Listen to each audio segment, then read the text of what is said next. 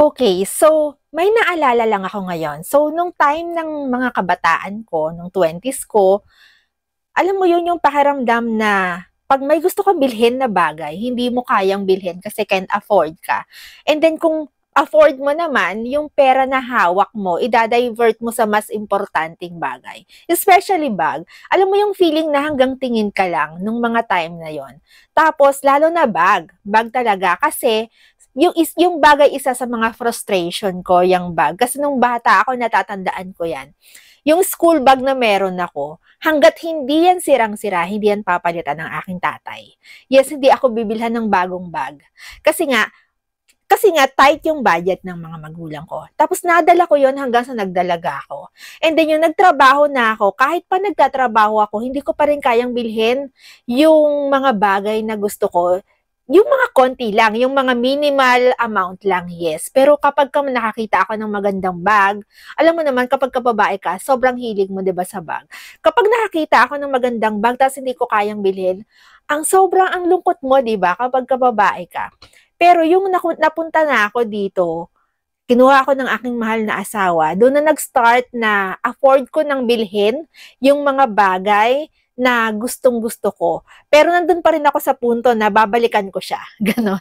So, recently, nagpunta ako sa United Colors of Benetton. So, pumasok lang ako doon after ng aking work.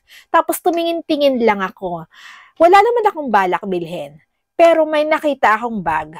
Yes, may nakita akong bag. Kaya, yun ang i-unbox natin ngayon. So, this is Gandang Pilipinas sa Espanya.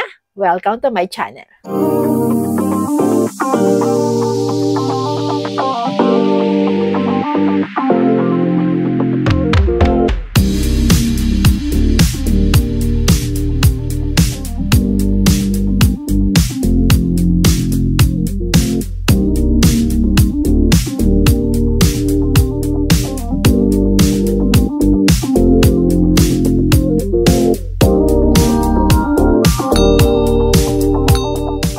Okay, so yung i-unbox natin ay etong binili ko sa United Colors of Benetton. Wala sa plano, nagpunta lang ako doon kasi gusto ko lang tumingin-tingin, pero may nakita ako.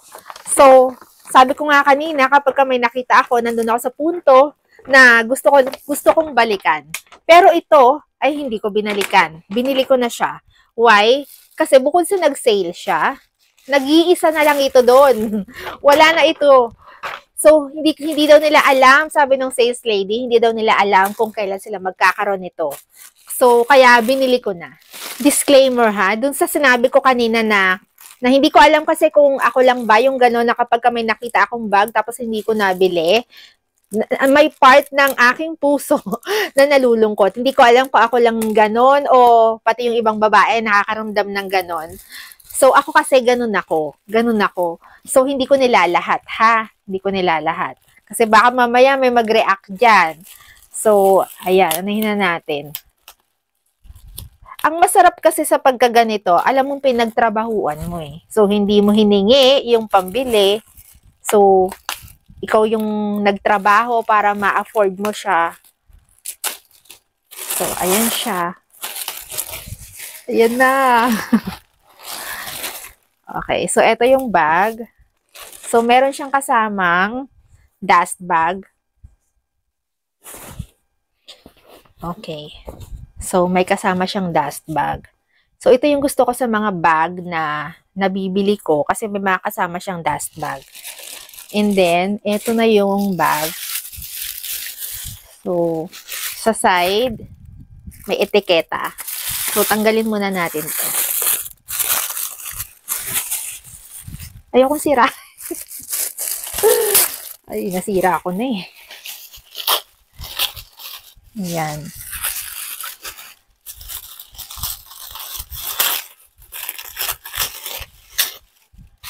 Okay.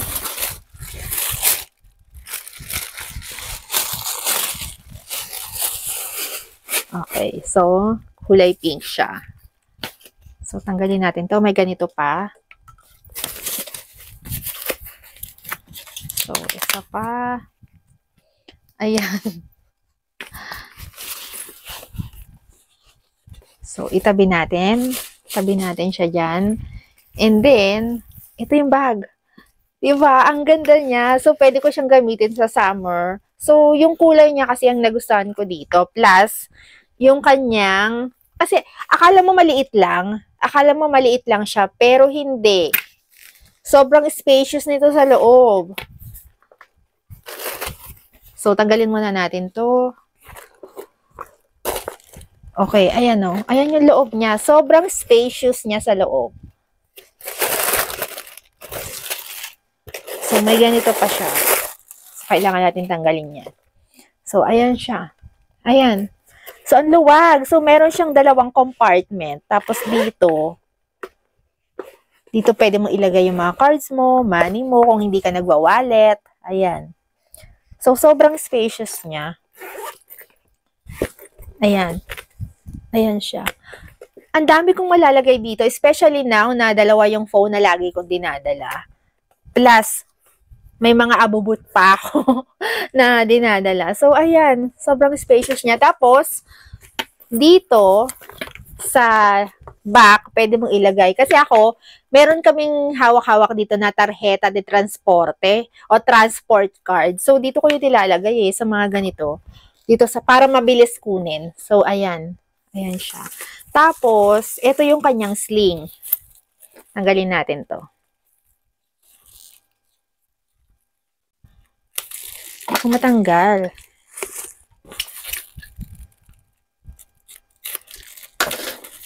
Okay, so natanggal ko na. Ayan, dual purpose yung sling nito.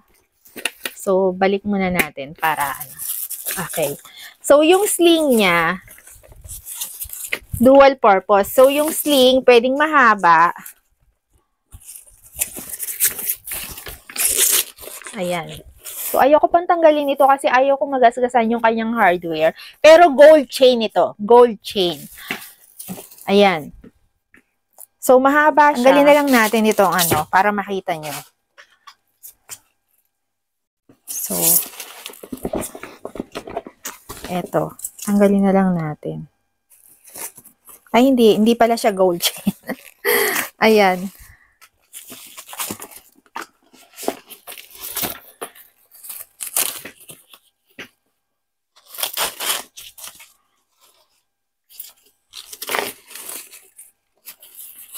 So, tanggalin natin.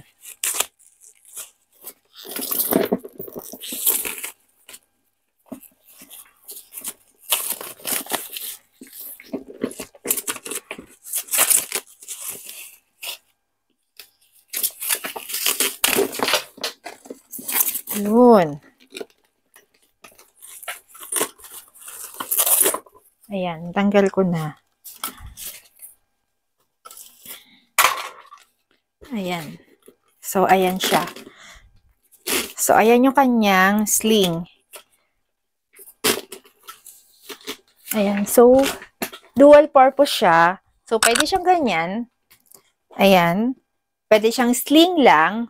Ganyan. Or, pwede mo siyang dito naman sa may side. Dito sa may side. Ayan. Pwede siyang ganyan lang. Or, pwede mo siyang gawing kili-kili bag. Napapaiklian siya. Ayan. Dito. Ganyan lang. Ayan o. So, ang ganda, diba? Ayan. Ang ganda niya. Tapos, ang maganda dito, ang isa sa nagustuhan ko kasi dito, itong kanyang sling, wala siya dito sa may side or dito. Kasi pag nandito kasi siya sa side, yung kanyang holder ng kanyang sling, kapag nandito kasi yan sa side, pwedeng ma-deform yung bag. So, ang maganda dito, nandito na siya sa may top, tapos merong hardware na magsusupport dun sa kanyang sling. Yun yung isa sa nagustuhan ko dito. Ayan. So, tapos, madali lang siyang kunin kung ano man yung kailangan mo. Madali lang siyang kunin, hindi mahirap. And sobrang spacious nga niya. Ayan, no? Sobrang ganda niya, plus yung kulay niya, gusto ko rin. So, isa talaga yung bag sa mga frustration ko. Ilan lang yan sa aking mga frustration. Kasi alam mo, di ba, kapag can't afford mo yung mga bagay-bagay, hanggang tingin ka lang. Pero, kapag tinrabaho mo, Ayan, may pambili ka na. So, kayo ba, ano-ano yung mga frustration ninyo at ano yung ginawa ninyo para makuha yung frustration nyo na yun? Ayan, tulad ko. Alright, my loves, thank you for watching. I hope you like this video. If you like this video, please don't forget to give me a thumbs up. At pwede mo i-share itong ating video sa mga taong tingin mo ay nangangailangan. Pero tulad ng dati, bago tayo magtapos, kung bago ka dito sa aking channel, please subscribe to my channel. At i-click mo na rin pati ang notification bell. At huwag mo rin kalimutan i-click ang all after ng notification bell para updated ka at wala ka mamiss sa mga susunod ko pang videos. Thank you for watching, my loves, and always remember to be beautiful inside and out. And so, yeah, thank you for watching and see you on my next videos. Bye, my loves. Thank you.